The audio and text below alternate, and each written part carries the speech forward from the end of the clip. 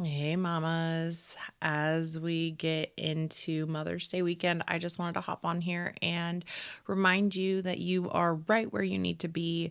I hope you enjoy this episode. Happy Mother's Day. Be sure to grab a Kleenex because I definitely got teary eyed by the end. So, happy Mother's Day. I hope you enjoy, and let's dive in.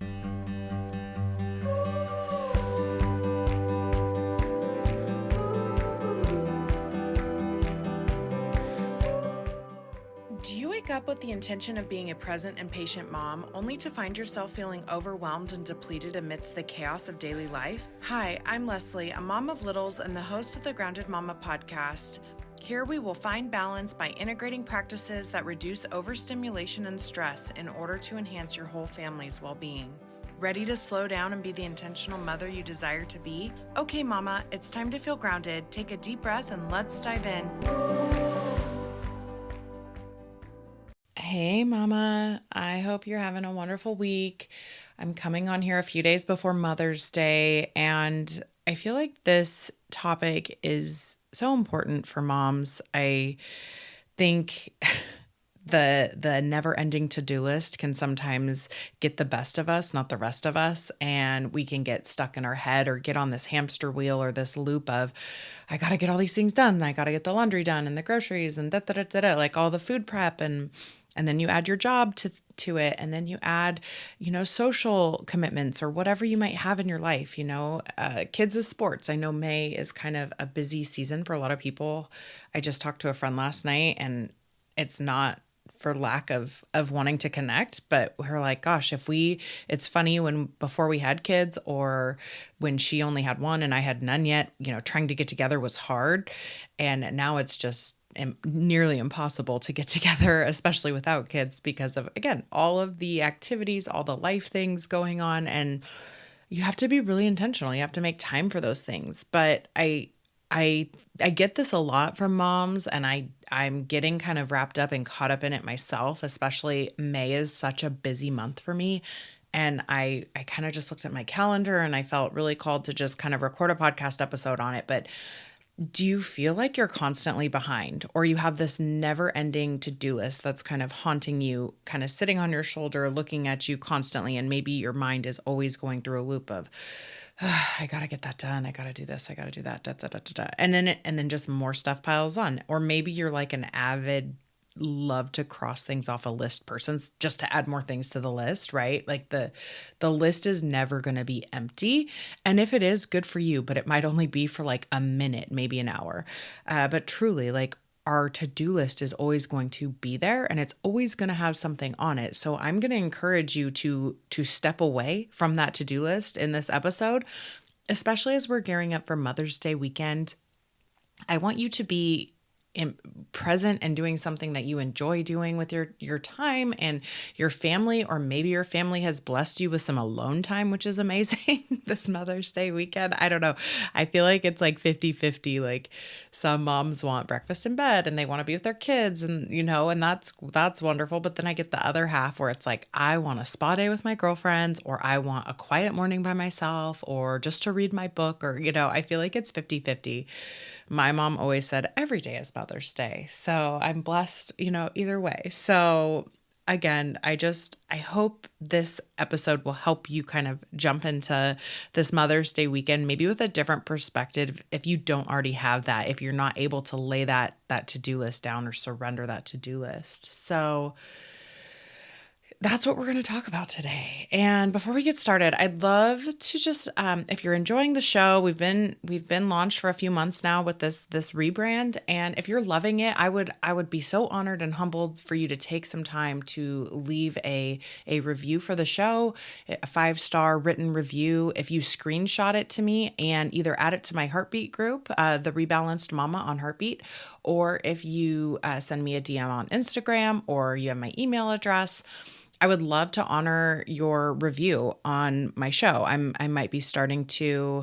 going to be starting to just share some of the reviews. I was reading some of them earlier today, and I was just like, oh, these are such kind words, and they mean the world to me, because sometimes I feel like, am I falling on deaf ears over here? Or like, is anybody hearing this podcast or what I'm saying?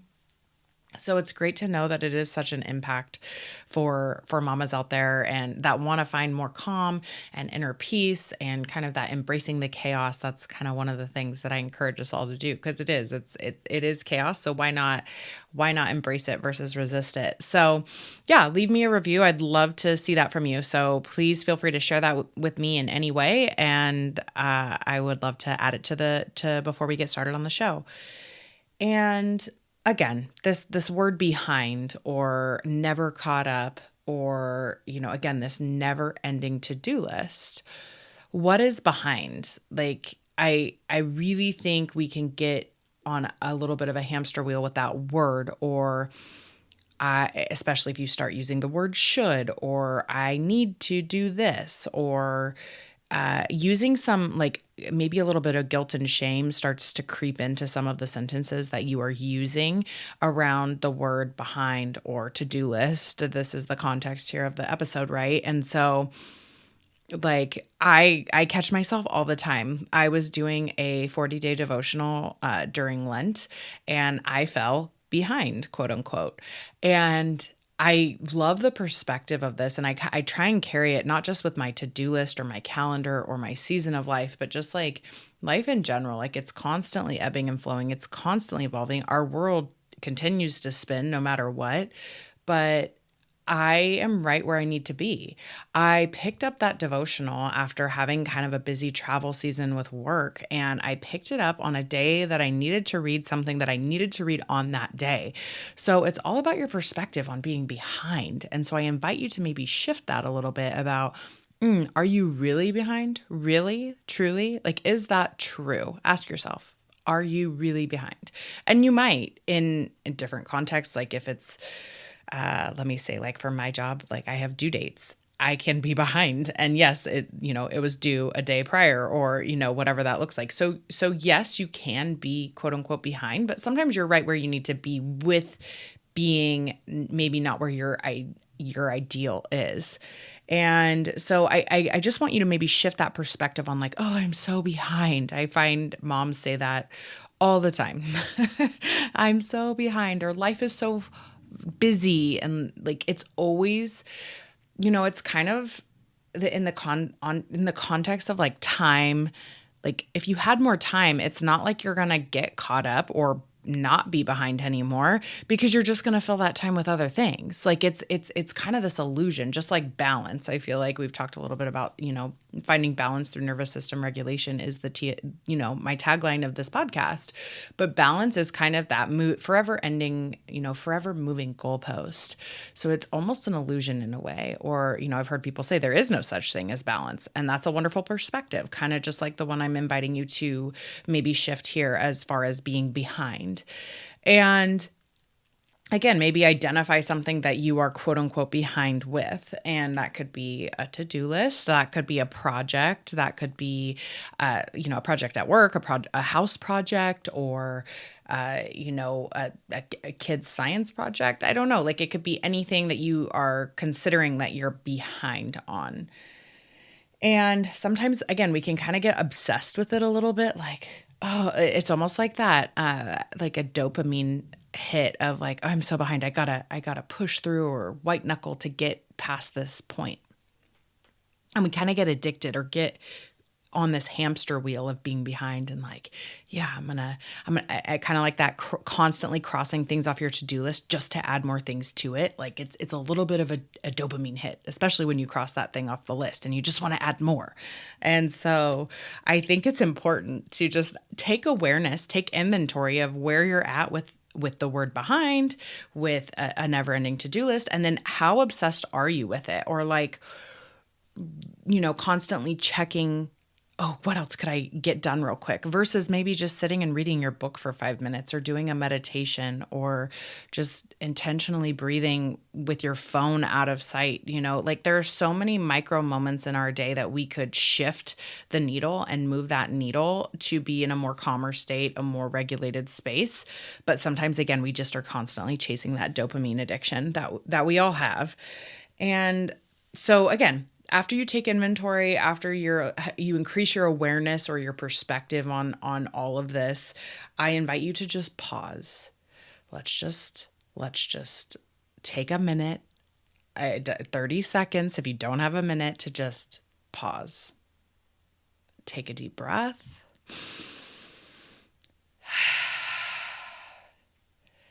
And just kind of reset and see where you're at and check in with yourself and like, okay, could I take 5 minutes for myself? Do I need this 5 minutes to kind of recharge my body, myself?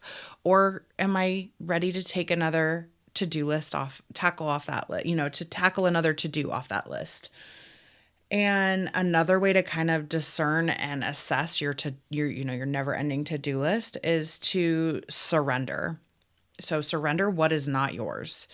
And I think this is a big thing, especially as moms. I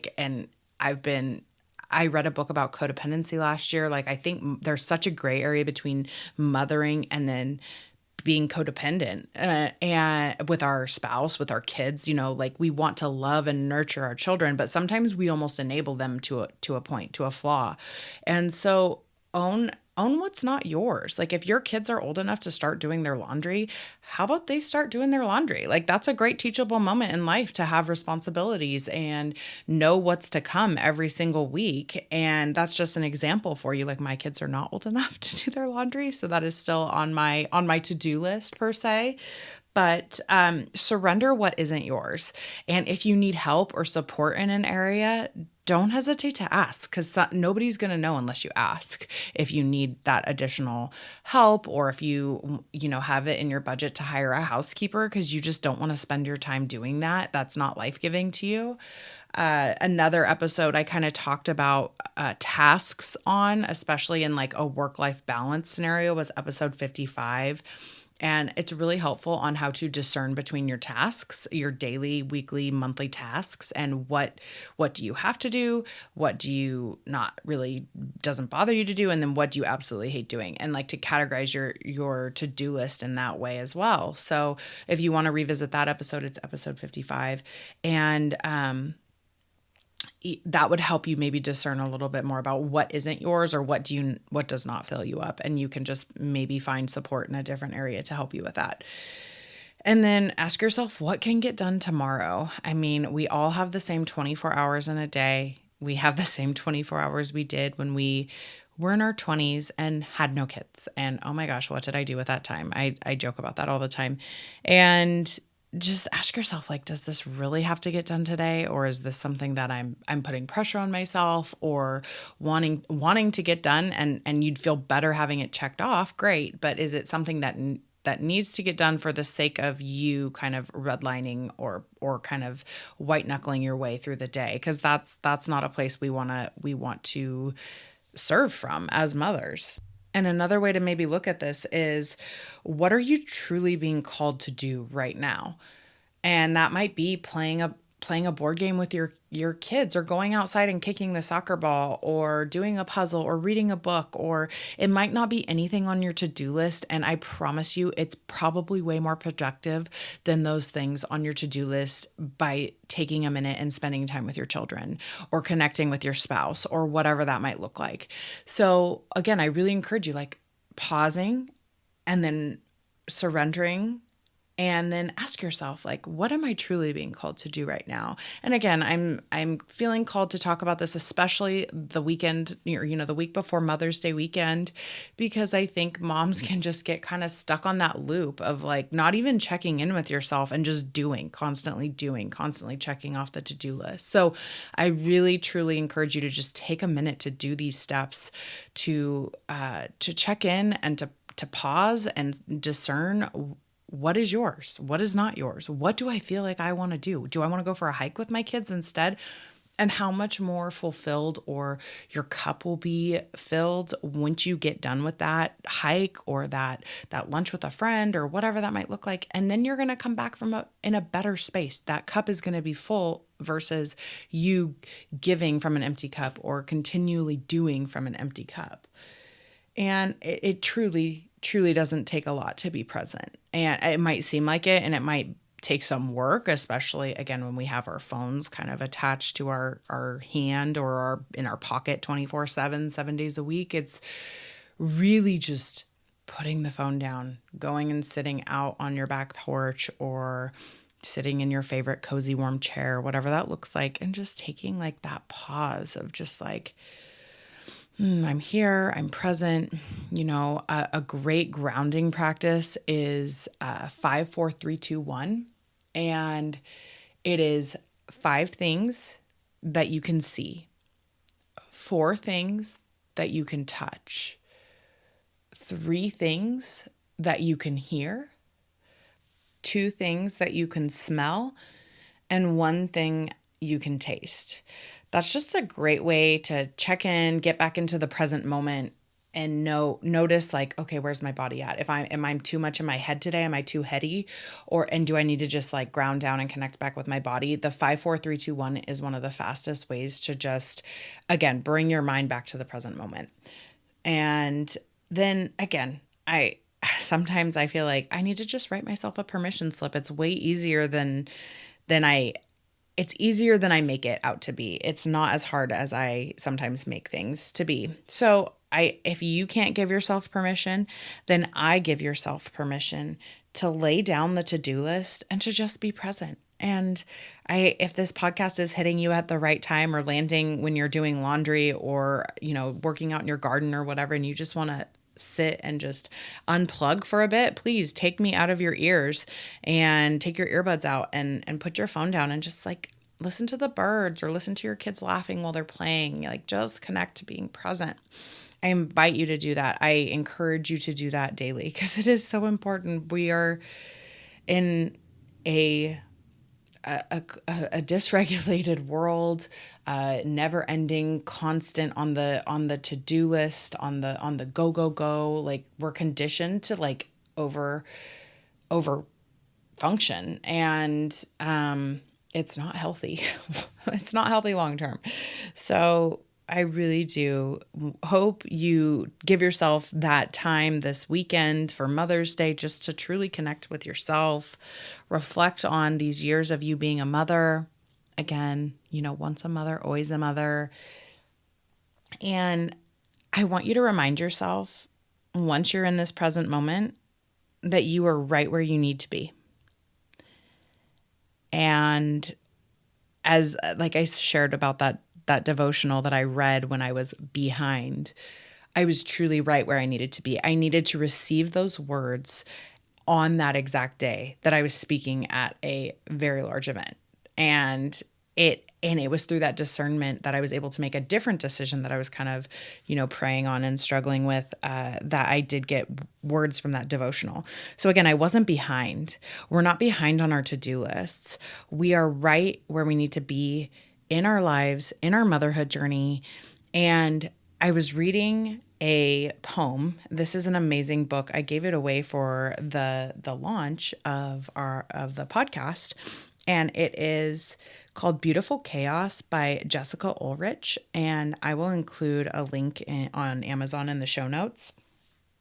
But I just wanted to read this poem from her book, and it's so beautiful. And I don't know if you've seen like those reels on Instagram that said, oh, if I were to have coffee with my younger self, I would tell her, I met my younger self for coffee, and it was talking about motherhood and like how much she's going to miss. And like, I was in tears when I first saw that. And that was from actually one of her poems. And I think it's from this book. I just haven't gotten that far in this book yet, but I just love to have this book, near my chair. So in the morning, if I ever have a minute, sometimes once the kids get up, it's a little bit wild around here, but I just love to grab it and read one of her poems.